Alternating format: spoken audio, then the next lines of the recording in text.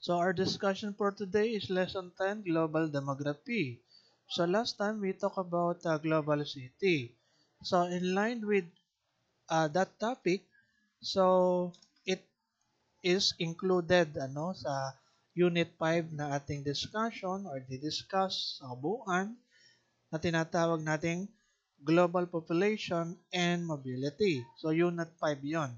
So yun nga, nakapalab doon is Global City, Global Demography, and Global Migration. So, tapos na tayo sa Global City. Ngayon naman is Global Demography. So, wag na natin patagalin pa, no? Global Demography. So, demography, meaning, and its origin. So, una muna, ating bigyan ng pansin kung ano ba yung kahulugan ng demography. So, nakalagay dito, the term demography was derived from the Greek words demos for population and graphia for description or writing. Thus, the phrase writings about population. So, kumbaga given na yan na pagka sinabi natin demography, it talks about um, kumbaga yung statistic ng ating population. Okay, pagsusulat nga kaya nga writings about population.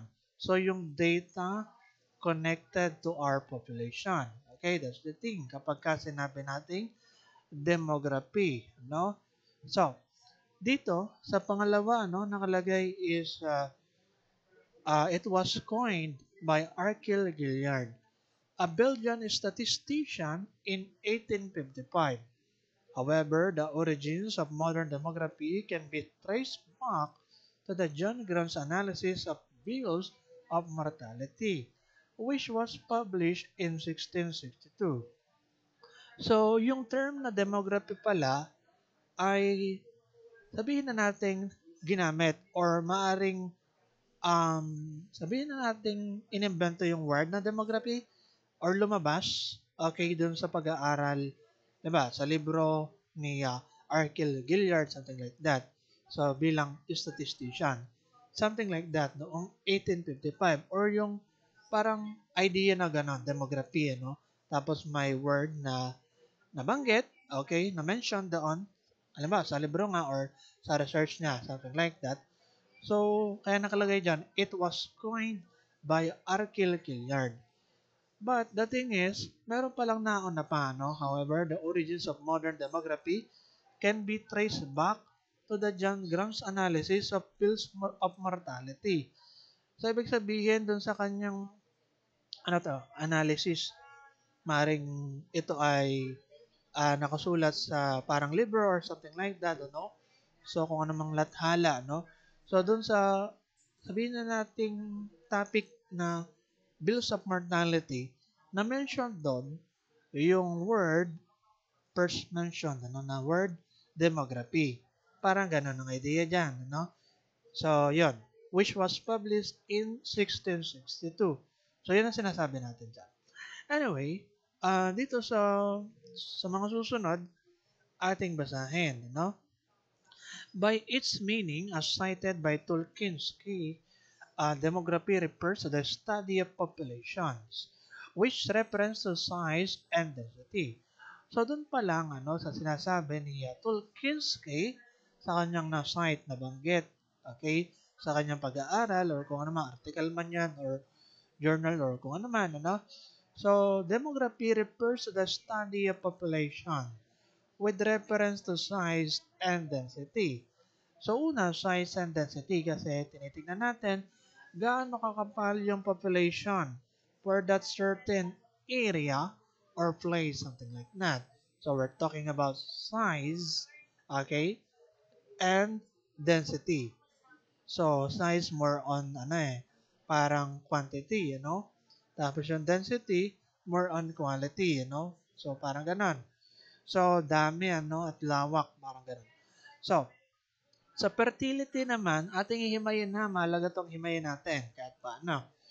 So sa fertility, we're talking about here yung mga birth rates of population. Kaya nga may tinatawag tayo na fertility rate. Ibig sabihin, for that certain period, okay, doon sa place na yon, sa population na yon. So ilan yung parang isinilang. So that's the thing kapag ka sinabi natin fertility. Whereas kabaligtaran, mortality, from the word itself, mortal. Di ba kapag ka sinabing mortal, parang meron kang hangganan. Pagka immortal, wala kang hangganan. Ano? Di ba? Hindi ka namamatay. So mortality, ibig sabihin, yung death rates. The number of deaths in a population during a given time or place. So, ganon. Tinitingnan natin, ilan ba yung namamatay doon sa place na yon for that certain period. Parang ganon, di ba? So, mortality. And then, growth, okay, age distribution. So, sa age distribution, more on ano ba yung mga age ng mga tao dito sa ganitong population.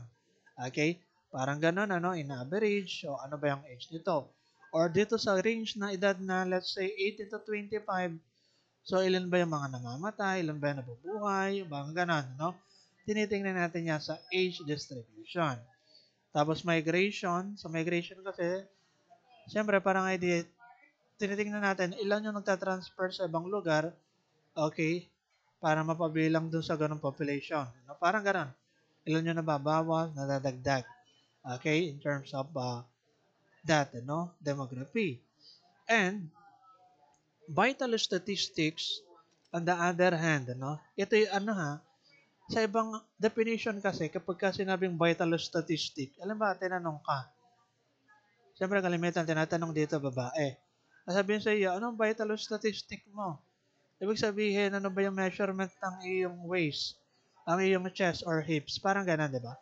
May mga ganong, katawagan Pagka sinabing vital statistic, ano daw yung measurement in terms of centimeter ng iyong waist, ng chest, hips, mga ganun.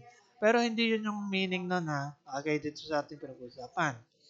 So, sinasabi natin sa vital statistics, is the proportionate numbers of person in successive age category in a given population. So, parang ganun, Okay? So, or sa ibang sa ibang definition is quantitative data concerning the population such as the number of birth, marriage, and death. So, tinitingnan mo pala, yung mortality, yung fertility, at saka yung marriage daw, yung ilan yung bilang, yung numbers. So, yung pala yon kapag ka vital statistics. Okay? And the interaction of all these with social and economic condition. Okay? So, next. As such, demography is based on vital statistics, reporting and special surveys of population size and density. It measures trends over time. Okay? So, let's proceed to the next. So, bago tayo dumako sa next, So, dito sa ating module, nakalagay ganito. Demographic transition started in mid or late 1700s in Europe. Take down notes nyo na lang mahalaga to. Demographic transition started in mid or late 1700s in Europe. So kung tatagalogin natin yung pagbabago daw, demographic transition in terms of demography. So nagsimula daw siya at around or mid or late 1700s. Halimbawa, 1730, 1750s. Parang ganon in Europe. So, nagkaroon pa lang ng sabihin na natin na pagbabago in terms of demography, Kasi in the past, parang walang ganong pagbabago. Parang ganong idea niya. Kaya sinasabi na demographic transition started in mid or late 1700s in Europe. Ang sinasabi natin pagbabago yung significant changes talaga. Alam ba, yung biglang pagbulusok ng death rates, biglang pagbulusok ng birth rates during that time, Okay? So that's where we're talking about. So during that time, death rates and fertility began to decline. Yun ang sinasabi ko, So, noong 1700s, like 1730s, 1750s, in Europe, yung death rates daw at saka yung fertility began to decline. Yung nagsimula na, no? Na yung dami ng mga namamatay and dami ng mga nabubuhay, ano? Okay, or pinapanganak is nagsisimulang, or sabihin na natin, yun nga, bumababa. Okay? Bumababa, ano? So, parang ganon. Ano ba yon? Indirect proportion, parang ganon. 'Di ba? Sa mathematical terms, yung mga tinatawag tayong direct and direct proportional, something like that, ano? Okay. Anyway, high to low fertility happened 200 years in France and 100 years in the United States. I repeat, high to low fertility happened 200 years in France and 100 years in United States. In other parts of the world, the transition began later. So ngayon, nakalagay dito sa ating notes or sa ating handouts, it was only in the 20th century that mortality declined in Africa and Asia. So noong let's say 19, wala lang natin ano, let's say 1930s, 1940s, 50s, or even 70s, kasi nga 20th century, it is around 1900 to 2000 year, no? Parang ganun. So, yung mortality daw, ibig sabihin, yung number of deaths decline, bumababa, ano, o bumaba. Okay, yung bilang ng mga namamatay sa Africa and Asia during that time, no? With the exemption of Japan. So, kung aking analyze ito, para bang mapapaisip ako na, bakit sa Japan noong let's say 1900, 1930s, 40s something, so yung kanilang mortality is hindi nagde-decline. Okay? So, ibig sabihin, ay marami pa rin namamatay doon. Parang ganon. Or tuloy-tuloy pa rin sa Japan. Okay? So, alam nyo kasi sa Japan, meron tayong tinatawag na suicide forest. Okay, hindi ko lang kung gano'n yung kabago yung suicide forest. Kung nung 19 something, meron ng ganun. Pero sa modern era kasi, doon sa akin na na documentary, matagal na. May mga ganun, suicide forest. Ibig sabihin, doon nagsusuicide yung mga ibang mga Japanese. Alam mo, talagang problemado, depressed, or kung ano man. Okay? Kalimitan doon, medyo bata-bata nagsusuicide, pagkakalam ko. Ano talaga siya, forest? Imagine nyo na lang, forest siya, tapos may mga bungo. Oo, kasi nga nagsusuicide So, hinahang nila yung kanilang self doon. So, pero hindi naman ganun kadami. Pero ibig sabihin is, merong lugar na ganon, di ba? Na something na hindi natin akala na may ganon. Maring iba sa inyo, ngayon lang narinig to. No? So, suicide forest sa Japan. And then, alam nyo kasi sa Japan, di ba, ang mga tao doon, mataas yung honor. Okay? Mataas yung reputation. Ibig sabihin, kapag meron kang ginawang something katiwalian or hindi maganda, ay talagang malakas yung impact nito sa iyo. Alam ba, ikaw bilang official, alam ba, Japanese ka, tapos meron kang posisyon sa gobyerno or something. So, the idea is kapag meron kang ginawa na hindi maganda, okay, so yung iba kasi ang ginagawa is para ang nagkakamikaze. Ibig sabihin yung parang nag-suicide. May mga ganun nangyayari sa Japan. Sa sobrang taas ng honor nila, diba, sobrang galang nila mga Japan, mga ganun. Honor, tsaka yung mga reputation nila mataas. So, konting mga pagkakamali lang na masasabi nila, disgrace ako sa iba, okay, na mga members or mga nasasakupan ko, therefore, hindi ako pwedeng manatili dito or maaaring wakasan ko na lang ang buhay ko. Parang ganun. Ganun katindi sa Japan Okay? So, ayun, medyo kinonekta ko lang yung idea na ganyan na with the exemption of Japan. Siguro dahil ganun. Tapos, dito nakalagay sa ibaba, in India, life expectancy was only 24 years. O bagahimayin natin. Alam nyo, nung una, hindi ako naniniwala dito. Sabi ko, talaga? Sa India? Nung mga 1900s, ay ganun lang yung life expectancy. Ibig sabihin, yung average ng mga tao na edad doon, 24 years old. Ibig sabihin, swerte ka na kung nakaabot ka ng 25 years old or 24 sa India. Okay? Pero sinasabi dito, early 20th century. Ibig sabihin, mga 1910, 1920s, mga ganon, 1930s, something like that. Nung tinignan ko sa data, tunay pala yun. At na-research ko na ganito. Noong 1947, sa India, 31 years lang yung average lifespan. So, biruin mo yun. Ang baba, sobra. Kung titingnan ninyo, di ba? So, yung life expectancy sa India. And then, noong 2005, nasa 64 years na. India to ha, binabanggit natin.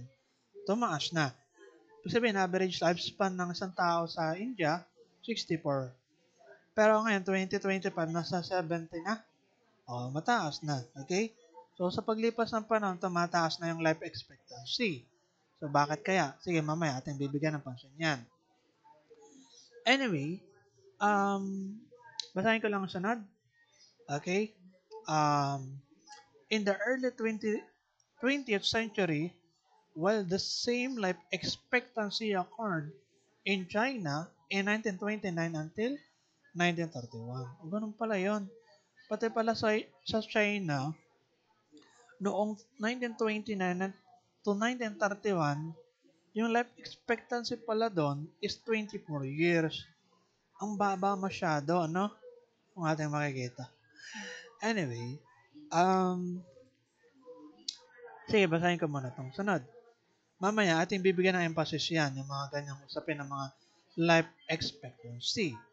Fertility decline in Asia did not begin until the 1950s and so on. So, fertility decline, ibig sabihin yung number of birth, Okay, birth rates. Hindi daw siya nag-decline. Sorry pala. Fertility decline, ibig sabihin nag-decline pala.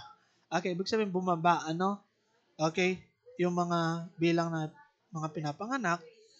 Okay, fertility decline in Asia did not begin. Di pala nagsimula yung pagbaba ng mga babagong panganak until the 1950s and so on. In the case of Japan, it was until the 1930s that total fertility rate did not drop below 5 births per woman. Okay? Next. Dito, this resulted rapid population growth after the Second World War, affecting the age structure of Asia and the developing world. So kung ating makikita, halimbawa sa mga World War, di ba mga dagdaan na First World War, Second World War, mga ganon. So, mas umusbong yung population, yung fertility rate na tinatawag after the World War. Kasi nga, syempre, during the time of World War kasi is pinakamataas or madami yung death rates. Something like that, Okay?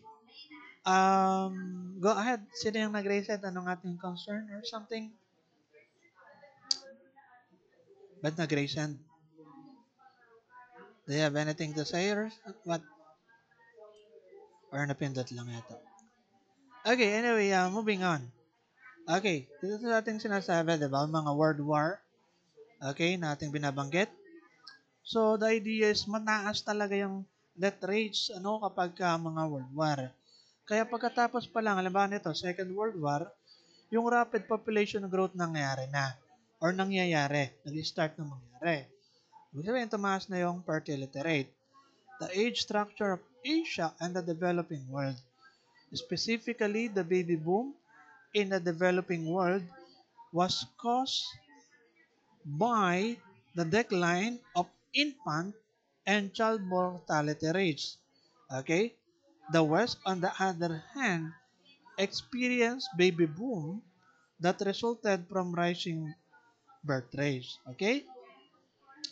So bago tayo dumako dito sa theory of demographic transition, gusto ko lang kayo bigyan ng data, no?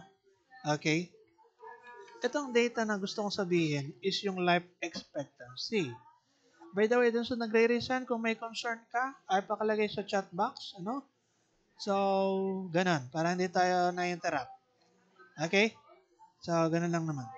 Anyway, moving on. Ang life expectancy sa Philippines, okay, noong 2022 is 72.19. Take down note nyo na lang. Okay, ang life expectancy or average life expectancy sa Philippines noong 2022 is 72.19. Ganon. Tapos sa kasalukuyan bumaba. 70.07. Okay? So, ang baba o mas bumaba, no? Ibig sabihin, mapalad ka na kung ikaw ay makaabot sa age ng let's say 75 years old, 73, tunay yan ha. As in tunay talaga yan na ganon. Alam nyo kasi, ang global life expectancy, buong mundo to ha, is around 72 years. Take down notes nyo na lang. Global average life expectancy at birth is around 72 years. Buong mundo, ano? So, kasi ang male daw, around 70 years. Tapos ang female, 75 years. So, tingnan natin na, mas mataas pala or mas mahaba pala yung life expectancy ng mga babae, which is around 75 years as compared sa mga lalaki na 70 years. So, kung ako yung titingnan, marami kasi ako mga nabasa na, okay, marami akong mga napanood din ng mga documentary at saka ibang mga video with regards to the pagkakaiba ng lalaki at babae. Let's say, for example, in terms of the life expectancy. So, let's say, for example, alam nyo, tunay naman yon. Mas maikli yung parang life expectancy ng mga lalaki compared sa mga babae. Kita nyo na lang, alam mo, lalaki, sila yung mas prone sa mga bisyo, like mga alak, mga sigarilyo, di ba? Which is bad sa health and mas mapapaikli yung buhay, So, gano'n, given na yon. Ano pa? Yung mga trabaho ng mga lalaki, mas, sabihin na nating mas dangerous, kalimitan, as compared sa mga babae. Halimbawa, nasa 15th floor, okay, may kinukumpuni, or something, or kahit hindi man ganun kataas na building, kahit ibang bagay na something dangerous na mas mahirap, yung tinatrabaho ng lalaki, na mas prone sa something dangerous na gagawin, Parang ganon.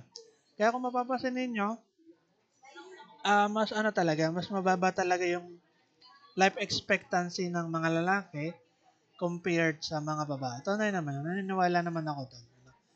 Meron nga mga kalokohan, mga memes, video sa Facebook, social media, na yung lalaki daw kaya madaling mamatay, ay may mga ginagawang talagang kalokohan na something dangerous, halimbawa, umakyat sa mga, or nag-i-stunt, mga ganon, or what, ganon. So, yun. So, anyway, moving on. Sabi nga natin, 72 years yung global life expectancy, 70 years sa lalaki, 75 sa babae. Ang historical context kasi niyan is noong 1900, the global average life expectancy was significantly lower at around 32 years. Ganun pala yun globally, na ang life expectancy ng mga tao, lahat to okay, sa buong mundo is 32 years noong 1900. Okay? Sadya pa lang mababa. Sadya pa lang mababa, no? So this indicates a substantial increase in life expectancy over the past century due to advancement in medicine, sanitation, and living standard. Okay? So, ayan. Ito, dagdagan ko na lang. Konti na lang to with regards to the data, no? Bago tayo dumako doon sa uh, theory of demographic transition na last part. So, alam nyo, sa Philippines, sabi nga natin, 70 years life or average life expectancy. Whereas, sa ibang bansa like mga Japan, 85 years. Biruin yun, ironically speaking, Japan pala ay mataas na yung life expectancy, ano, compare nung dati, no? Okay, 85 years, pinakamataas. Tapos Switzerland, 84.23, Spain, 83.96, Singapore, 84, Hong Kong, 85.77, South Korea, 84.53. Yan, yung mga ganun. Makikita nyo naman yan sa ano, sa internet, ano, yung ganung statistic, ano. So, yun. Pero yun, ang taas, ano, sa ibang bansa ng average life expectancy. Sa Japan, 85. Singapore, 84 years old. So, yun ang ina-expect ng mga edad na maximum sa kanila. Kaya nga, pagkakaalam ko, ano, sa mga China, sa mga Japan, ano, mga ganon. So, doon, naninirahan yung mga pinakamatatandang tao sa buong mundo. Pagkakaalam ko sa Japan, yung babae na 110 plus years old or halos 120 years old, parang ganon. Sa Japan siya nakatira. Then, ang sabi niya sa ano, sa based doon sa naisulat, hindi yung verbalin na sabi niya. Kasi mahirap na talaga magsalita kapag ganun ng edad. Sobrang todo na yung edad, eh, no? Okay, pero may 100, let's say 18 years old yata, something like that. Parang idea siya, no? Gulay lang ng gulay. Parang ganun. Sa, yan. Yan ang mga nababasa ko sa mga oldest people around the world. Eh. Lagi silang gulay lang daw ng gulay, ang kinakain, or prutas, something like that. Tapos walang sugar, walang mga, kung ano mga artificial, ano, mga ganun. Talagang natural lang. Yan. Ganun nga naman yung mga pampahaba ng buhay. Okay? Pagka nakain ng mga fast food, pati buhay mo magiging fast na rin. Ano? Diba? Yung mga, alam nyo na, mga McDonald's, Jollibee, kapag ka madalas. Kasi may mga ano yan eh, may mga lahok yan na something na, masarap siyang kainin, pero may lahok na hindi maganda sa health. Parang ganun. That's the point. Kaya mas maganda kung gusto mong healthy, syempre mga gulay-gulay, ano. Hindi man ganun kasarap. Anyway, moving on. Makikita natin, ano, yung mga life expectancy ang haba sa ibang country. So, sa atin, 70 years, ano. Alam niyo yung mga mababa na life expectancy na average na country is, let's say, Somalia, 59. South Sudan, 57. Nigeria, 54. Ito yung kasalukuyan, ha.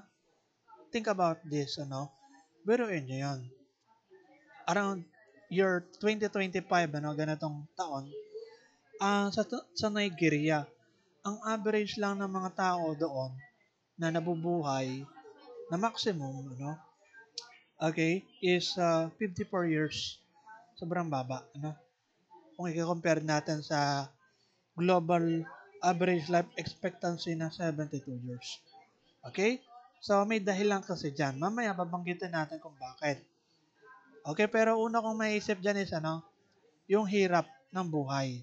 Ibig sabihin, yung ano rin eh, yung education, yung sanitation, yung mga ganon, di ba? So, mas less yung kanilang access sa mga healthcare, kaya marami doon may mga sakit. Ang alam ko sa mga black countries, ano, yung mga Nigeria ba yun? Mga Africa, mga ganon. Laganap yung mga HIV, yung AIDS. Sige, singit ko lang to based sa knowledge na aking nakalap, ano, in the past. Alam ba sa mga black countries, dahil kakulangan ng healthcare, sanitary, mga ganon, and ano na rin, sex education na hindi nila alam na mali na palang ginagawa nila. So, tsaka yung iba kasi is hindi safe mga ganun yung ginagawa. So, kaya nagkakaroon ng HIV AIDS tapos yun, namamatay ka agad. So, yun yung mga dahilan, ilan sa mga dahilan. Kumbaga makikita natin yung education, healthcare services, at kahirapan ng buhay. So, yun yung mga pangunahing dahilan kaya kung bakit na rin na nakaka-apekto sa life expectancy. Okay? So, yun talaga yun. Anyway, moving on. Dito na tayo sa demographic transition. Theory of demographic transition. So, demographic transition theory suggests that future population growth will develop along a predictable 4 or 5-stage model. Una, stage 1. In stage 1, pre-industrial society, death rates and birth rates are highly and roughly in balance. Ibig sabihin, sa stage 1, fluctuating siya. Madaling magbago, parang ganon in terms of dami ng mga namamatay and dami ng mga ipinampanganak. So, fluctuating talaga siya sa stage 1. Itong stage 1, take down mo na lang ha. Tinatawag din tong pre-transition stage. So, sa pre-transition stage, characterized by high birth rates and high fluctuating death rates.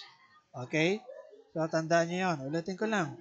Sa pre-transition stage, characterized by high birth rates and high fluctuating death rates. Talagang fluctuating siya. Oo. So, population growth is typically very slow in this stage. Kasi nga, the idea is, ang dami ng mga namamatay, okay? Tapos, marami ding ipinapanganak. Okay, parang ganon. Fluctuating, kumbaga naglalaban, Kaya, ang idea, hindi nag-grow. Okay, yung population. Kaya nakalagay dito, population growth is typical very slow in this stage because the society is constrained by the available food supply. So, na rin yun, di ba? So, during that time kasi, kakulangan sa mga pagkain. Hindi pa na-open up yung mga farming kasi during that time or hindi pa ganun kalaganap. Therefore, unless the society develop new technologies to increase food production, example, discover new sources of food or achieve higher crop yields. Okay. So, wala pa kasi mga machine noon. That's the point, na pangsakhan. Okay, parang manumana lang talaga, Okay, ngayon, madali na, Okay, bukod sa mga kalabaw, yung ginagamit, yung hayop, sa sakahan, ay meron ng mga machine, para mas mapadali. Okay, that's the point, Any fluctuation in birth rates are soon matched by death rates. Parang ganon. Ibig sabihin, during this period or stage, yung pagdami ng mga pinapanganak ay para lamang nagiging equal sa dami ng mga namamatay.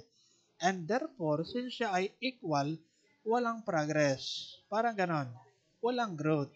Kaya nakalagay dito nga, population growth is typically very slow in this stage.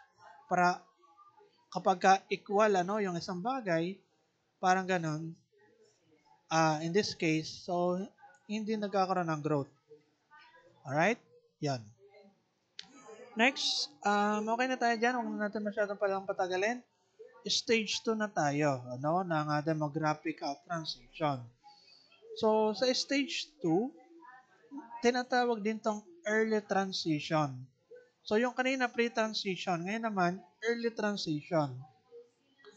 During the early stages of the transition, the death rates begins to fall.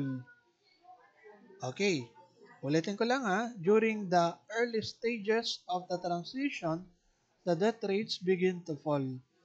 So, ibig sabihin yung pagdami, or dami ng mga namamatay is nagde-decline, umuunti na. Ibig sabihin, nag-start na kahit paano, nag-grow yung population. Kaya nakalagay dito, in stage 2, that of a developing country that rates drop rapidly due to improvements in food supply and sanitation, which increase lifespan and reduce disease.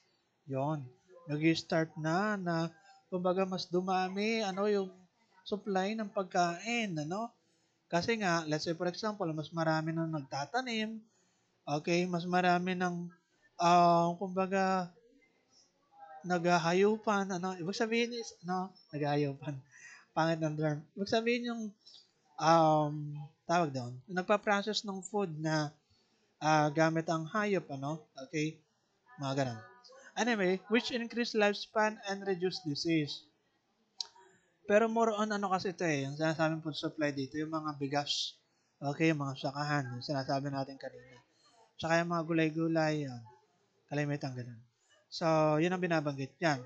So, the improvements specific to food supply typically include selective breeding and crop rotation. Yun pala yun. Oo nga, tama pala sinabi ko. Yun nga, more on doon. More on farming techniques or mga farming talaga, mga sakahan. Kumbaga, mas dumadami yung supply ng mga, let's say, bigas. Okay?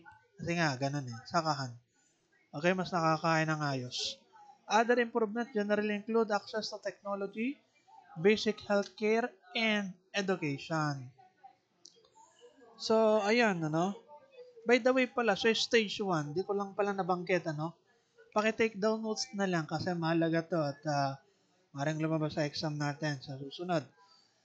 Sa stage 1, an example of this stage is the United States. Kumbaga specifically, ang subjective sa stage 1 na nagkakaroon ng fluctuation ng death rates and fertility rates or birth rates kung tawagin is United States in the 1800s. So noong 1800s, yung United States subjective sa ganon na masyadong fluctuating yung death rates and birth rates. Parang ganon na. All human population are believed to have had this balance until the late 18th century, when this balance ended in Western Europe. Okay, so stage 1 yun na, binalagan ko lang ng konti. Okay, next. So stage 2 naman, ang parang subjective na country dito is yung Afghanistan. Afghanistan is currently in this stage na nagkakaroon ng death rates drop rapidly due to improvements in food supply and sanitation, mga ganon, which increase lifespan and reduce disease. Okay, so the improvement specific to food supply typically include selective breeding and crop rotation and farming techniques, yung sinabi natin kanina. So for example, numerous improvement in public health reduce mortality, especially mortality or childhood mortality. Ulitin ko lang baka kayo nalilito sa sinasabi ko. For example, numerous improvements in public health reduce mortality, especially childhood mortality. Kasi nga, dito sa stage 2, na-open up na yung mga basic healthcare. Halimbawa sa mga bata, alam nyo nung elementary kayo, maaari, kasi nung elementary ako, meron mga sa school sa school, meron mga pre-health services na, ano ba yan, yung bang, ang idea, merong mga libreng gamot, tapos may libreng check-up pala muna. Tapos painumin ka na parang gamot, naalala ko nun yung gamot nun is, yung parang capsule siya na kulay red. Nakalimutan ko na kung anong function nun Pinainom sa mga bata, mga elementary student, Naalala ko nung matagal na, So, ganun sa school, pinapipila. Tapos, lilinisan yung kuko mo, okay? Ang mga simpleng ganun. Tapos, ano pa? Kasi bata ka, elementary. Ay, sa school pa yon. Tapos may libreng pagkain, mga sopas para sa mga, mga underweight, di ba? mga ganun. So, at saka kung ano pa man. So, basic healthcare, pwede natin may connecta yon. Kaya nga sabi is, numerous improvement in public health, reduce mortality, especially childhood mortality. Okay? So, next. Stage 3 na kagad. Pero may nakalagay kasi dito sa stage 2. Basahin ko lang sa kabilang notes, ha. Prior to the mid-20th century, sa stage 2, prior to mid-century, ibig sabihin, before ng 20th century, let's say before 1950s, let's say 1930s, this improvement in public health were primarily in the areas of food handling, water supply, sewage, and personal hygiene. Okay? So, ayun. So, another variable, ito nakalagay na dito, ay ito pala okay. Often cited is the increase in female literacy combined with public health education program which emerged in the late 19th and early 20th century. Okay? And then, sige, singit ko na lang sa stage 2, In Europe, the death rate decline started in the 18th century in northwestern Europe and spread to the south and east over approximately the next 100 years. Without a corresponding fall in birth rates, this produces an imbalance, and the countries in this stage experience a large increase in population. Okay? Next. Stage 3. Hanggang stage 5 lang to, ha. Okay. So, sa stage 3, nakalagay dito. In stage 3, birth rates fall. Okay. Birth rates fall. Mexico population is at this stage. Okay, tandaan nyo yan, ha. Mexico. Yung kanina, stage 1 is United States. Stage 2 is Afghanistan. Stage 3 is Mexico.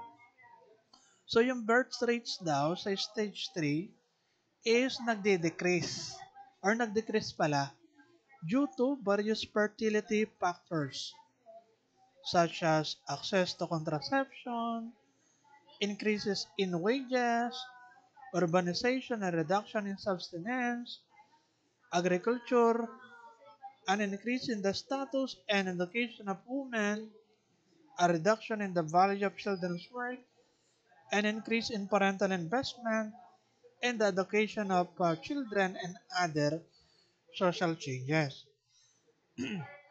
Alam nyo, ganito yan. Bigla ko lang naisip. Ano?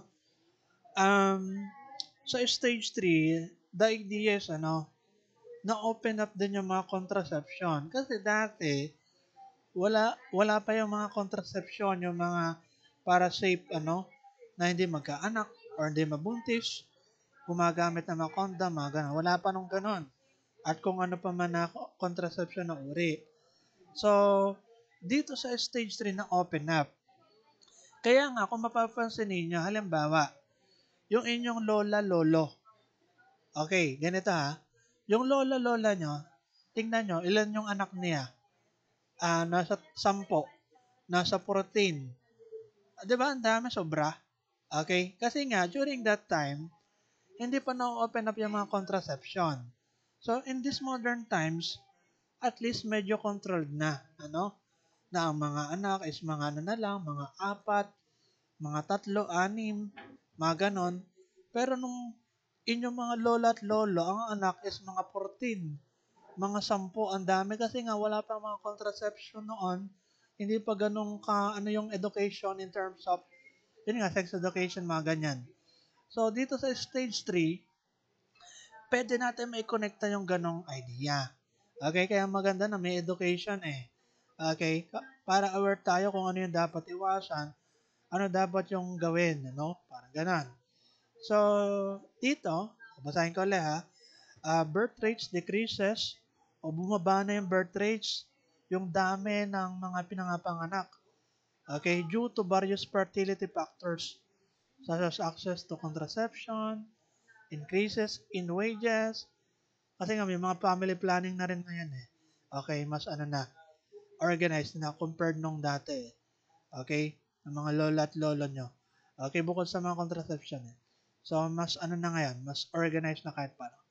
So, anyway, sa bagay, mas ano kasi eh, kung titingnan natin ang hirap ng buhay, ano? Okay? So, anyway, moving on. Nakalagay dito, urbanization, a reduction in subsistence agriculture, an increase in the status and, binibigyan ko lang ng emphasis ha, and education of women. So, yun, mahalaga yun. Okay? Education of women, ha? Okay? So, in terms of that, lalo na yung mga batang babae, syempre, ano? A reduction in the value of children's work, an increase in parental investment in the education of children, and other social changes. Actually, pwede natin, ano ba to? Stage 3 pa lang pala tayo, no? We're talking about kasi ano eh, parang yung decrease in birth rates eh. Okay? Kung ikaw connecta natin. Pero hindi pa naman to kasalukuyang panahon eh. Okay, anyway. Itong sa stage 3 ang binabanggit ko. By the way pala, sa stage 3, nakalagay dito, no? Tinatawag tong late transition. Late transition. Dito, basahin ko lang ha. Birth rates start to decline sa late transition. So, the rate of population growth decelerates, ano?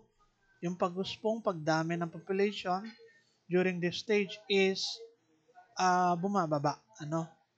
Kasi nga mas nagiging kontrolado, ano? Yung dami ng mga pinapanganak, 'di ba? So population growth begins to level off. The birth rate decline in developed countries started in the late 19th century in Northern Europe. While improvement in contraception do a play role in birth rate decline, it should be noted that contraceptives were not generally available nor widely used in the 19th century. So doon pa lang makikita natin, 19th century pa lang binabanggit dito. Okay, during this stage, if I'm not mistaken, oo. So, ayan. And as a result, likely did not play a significant role in the decline then. Okay. So, dito, stage 4 na. Basahin ko lang ha, stage 4. Um, pero ganito, dito sa stage 3, may nakalagay pala na parang notes, ano?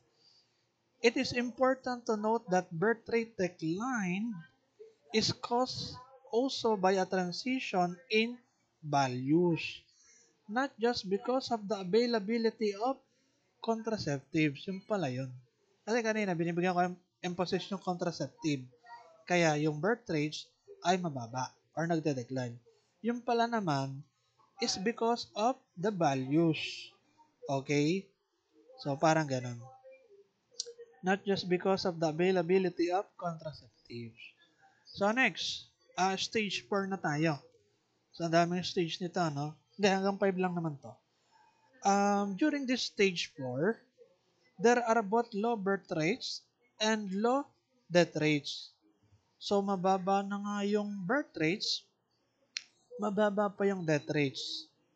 Birth rates may drop to well below replacement level at, as has happened in countries like Germany, Italy, and Japan, leading to the shrinking population, a threat to many industries that rely on population growth. Ito, tandaan nyo. Sa stage 4, Sweden is considered to currently be in stage 4. So, Sweden yan. Pinaka-subjective sila sa idea na low birth rates and low death rates. Kumbaga talagang balance na. Ano? Yung pagka dami ng fertility rate and mortality rate. Tinatawag ito na post-transition stage. Sa post-transitional society are characterized by low birth and low death rates. Population growth is negligible or even enters a decline. So, dine, Basahin ko lang ha, sa kabilang notes natin. As the large group born during this stage 2, basahin ko lang. As the large group born during stage 2 ages, it creates an economy burden on the shrinking working population. Death rates may remain consistently low or increase slightly due to increases in lifestyle diseases. Due to low exercise levels and high obesity and an aging population in developed countries. Okay, by the 20th century, birth rates and death rates in developed countries leveled off at lower rates. So, ayan. Mahalaga rin yon, siyempre yung lifestyle natin para mapahaba nga yung buhay, ano? Parang ganun, di ba? And, ayan. And then, eto last. Pero debated daw to nakalagay. Stage 5. Some scholars delineate a separate fifth stage of below replacement fertility levels. Others hypothesize a different stage 5 involving an increase in fertility. So the United Nations Population Fund categorizes nation as high fertility, intermediate fertility, or low fertility. Kumbaga categorize, ano? The United Nations anticipate the population growth will triple between 2011 and 2100 in high fertility countries, which are currently concentrated in sub-Saharan Africa. Okay, for countries with intermediate fertility rates, the United States, India, and Mexico all fall into this category. Growth is expected to be about 26%. Low fertility countries like China, Australia, and most of Europe will actually see population decline of approximately 20%.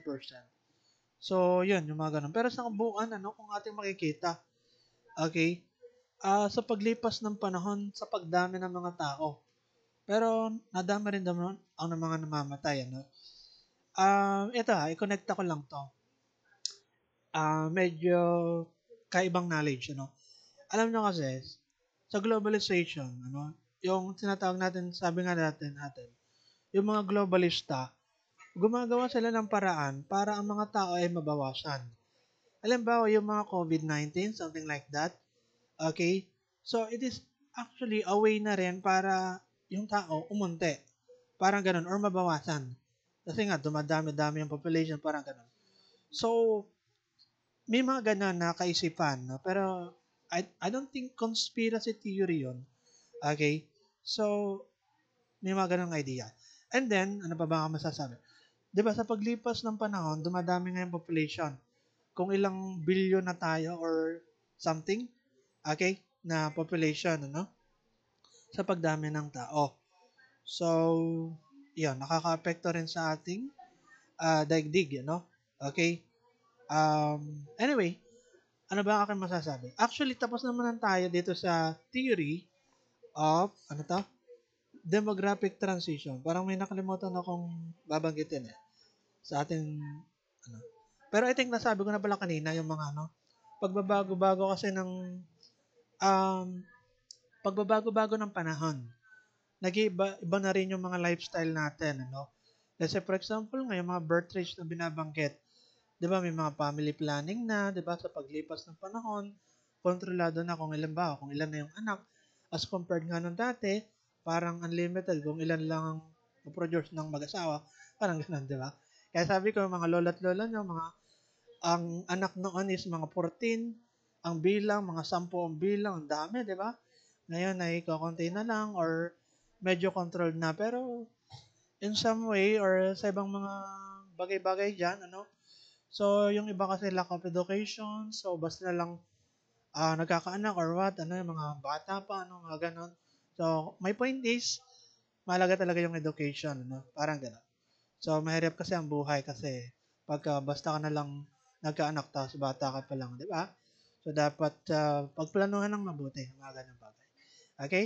So, yun lang. Isa lang yun sa gusto ko rin um, sabihin na um, salita para sa mga ganyan bagay. Tapos, ito pala, hindi ko pala nasabi kanina, yung mga usaping life expectancy, in summary lang to, conclusion lang to, na parang take ko dito, masasabi ko. Sabi nga natin, sa Pilipinas, around 70 years old, yung life expectancy. And globally, ang life expectancy, average lifespan ng isang tao is 72 years old. Kumbaga, mapalad ka na kung umabot ka pa ng ganong edad na, let's say, 75 years old. Kasi lampas ka na dun sa average life expectancy, Kaya nga, ang point dito, ito, i-connect ko lang sa real life situation. Pagka marirealize mo yung mga ganong bagay, para bang magmumuni-muni ka sa sarili mo na, kailangan na bawat counts ng aking taon ay something na makabuluhan. Kasi hindi mo alam ang iyong buhay. Okay? Kung kailan ka mawala or what, Kung ganun man yung life expectancy, Something like that. Yun ang isa sa realization sa life. Okay? Parang kumbaga, hindi lang basta i-enjoy yung life, kundi gawin mo kung ano yung magagawa mo hanggat nabubuhay ka. Kasi sayang di ba? Parang ganon. Okay? So, ganito. Let's say for example, mahal mo sa buhay, magulang mo. Okay? Kung nasa 60s na siya, okay, halimbawa lang to or yung mga lola't lola nyo na lang, para bang marirealize nyo rin to. Okay, pagka medyo tumatanda na kayo ng konti, yung bang ideas, parang mas ma-appreciate nyo lalo yung mga tao na matatanda. Kasi maisip nyo na, kukunti na lang siguro yung buhay nito. Sabagay, hindi naman natin masasabi, Pero, kumbaga, approximately lang naman, or yung parang expectation nyo, na, halimbawa, 60 years old. Parang mapapaisip ka siguro, kukunti na lang yung buhay nito kasi ganon, Life expectancy, 70 something, Parang ganon. Kung umabot man siya or what. Kumbaga, in that way, marirealize mo na, siguro mas ipakita ko na yung pagmamahal sa kanya, parang ganun. Di ba? Mga ganun. Kasi minsan, mas nakikita natin yung halaga ng isang bagay or isang tao kapag wala na ito. Okay, kaya my point is, ngayon pa lang, hanggat nasa atin pa yon yung isang bagay na yun or tao, so pahalaga na natin. So, in my case kasi, yung realization ko is, yung mga matatanda, halimbawa, magulang, parang ganon. Mas na-appreciate ko na yung magulang ko, parang ganon, kasi tumatanda na siya, parang ganon. Okay? Ibig sabihin na mas na-appreciate, yung parang mas naipadama yung pagmamahal, siyempre. Kasi naisip ko na parang ako, konti na lang yung buhay. So, siyempre, kailangan ganun. Wala. Sharing lang, nung ating experience and realization in life about sa mga ganyang bagay. So, ayun lang, yung ating discussion about sa global demography. As always, nilalabatan natin ng mga life lesson na connected naman talaga para mas maganda. Diba? Okay. So, tapos na tayo sa global demography. And susunod nito is global migration. Parang ganun. So, ang next slide nito kasi is blank na.